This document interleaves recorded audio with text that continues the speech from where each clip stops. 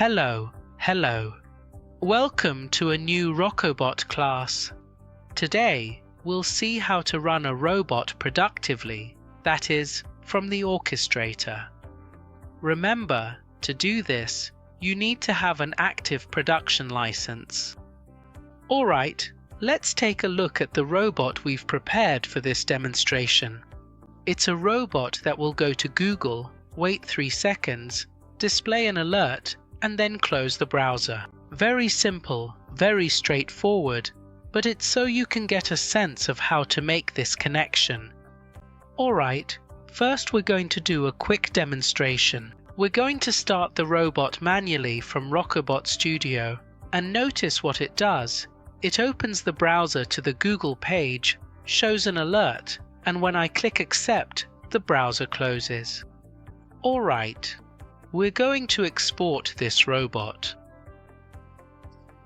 We're going to save a database called Orquestador, and then we'll go to the orchestrator, where we already have an instance created. Sorry, a project created with a process, and inside we have an instance that's already connected. To be able to connect, to upload a robot or a database to that instance, we go to the section here where it says robot and we're going to enter the name. Here, we're going to enter whatever name we want. Here, we're going to enter the name of the main robot, which in this case is Orquestador, just as it says here. We're going to use the same one and upload the database. So, we're going to save, and that's it, the database is uploaded. Now, if we click Run, notice that this instance is connected. What will happen is that the robot will run.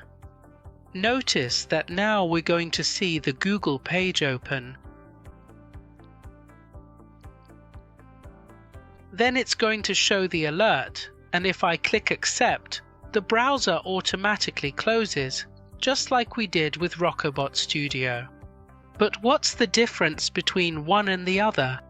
It's that here we can generate or synchronize an unattended automation.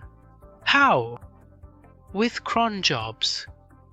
Here, in cron job, we can set up exactly a cron job where we indicate when that task will start.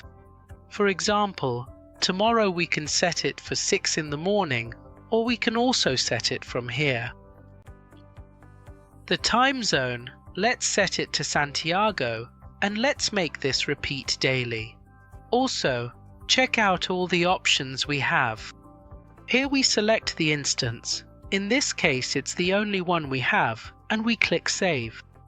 And just like that, we've already created a cron job for this robot. What does that mean? It means that this robot will be, in this case, executed every day starting tomorrow, daily at 6 in the morning, without us having to be at the computer hitting play or run. So, this is the way to automate robots in production in an unattended manner. Thank you very much, and I'll see you in the next class.